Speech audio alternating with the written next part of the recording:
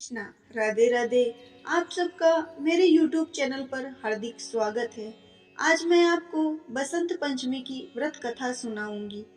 माघ मास की शुक्ल पक्ष की पंचमी को पूरे देश भर में बसंत पंचमी का त्योहार मनाया जाता है। बसंत पंचमी को श्री पंचमी या ज्ञान पंचमी भी कहा जाता है।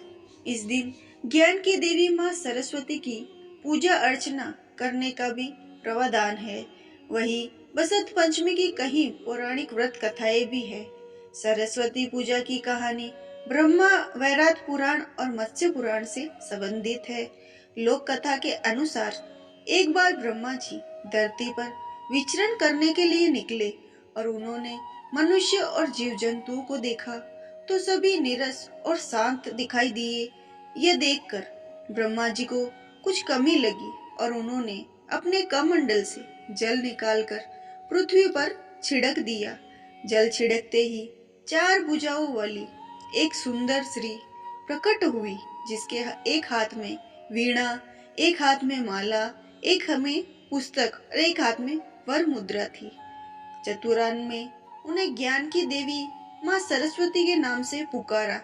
ब्रह्मा जी की आज्ञा के अनुसार सरस्वती जी ने वीणा के तार जागृत किए, जिससे सभी प्राणी बोलने लगे। नदियां कल कल कर कर बहने लगी। हवा ने भी सन्नाटे को चीरता हुआ संगीत पैदा किया।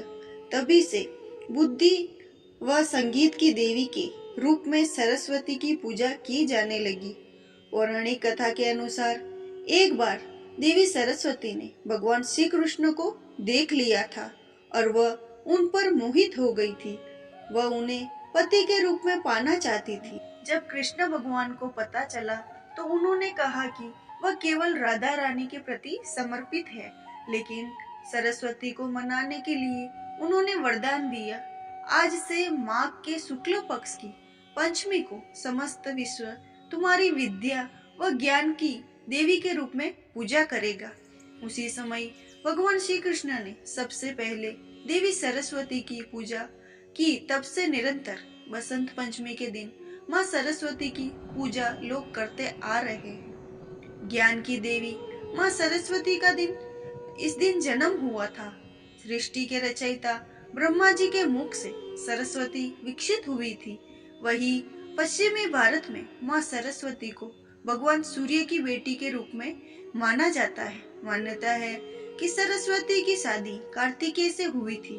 दूसरी ओर पूर्वी भारत में सरस्वती को पार्वती की पुत्री माना जाता है। उन्होंने भगवान विष्णु की तीन पत्नियों यानी सरस्वती, गंगा और लक्ष्मी में से एक को कहा है। पंचमी क्यों मनाई जाती है? बसंत पंचमी कहा जाता है कि वर्ष की सारी ऋतुओं में बसंत को सभी ऋतुओं का राजा माना जाता है। इसी कारण इस दिन बसंत पंचमी भी कहा जाता है। इस दिन शीत ऋतु का समापन होता है और बसंत का आगमन होता है। इस दिन ऋतु में खेतों में फसलें लहराती उठती है और फूल खिलने लगते हैं और हर जगह खुशहाली आती है। इसीलिए बसंत पंचमी मनाई जाती है। ये कथा यही समाप्त होती है। अगर आपको कथा अच्छी लगे तो मेरे चैनल को सब्सक्राइब करें और वीडियो को ज्यादा से ज्यादा शेयर करें और बेल आइकन को प्रेस करना ना भूलें, ताकि आने वाली वीडियो की नोटिफिकेशन आपको मिल रहे। आपका बहुत बहुत धन्यवाद।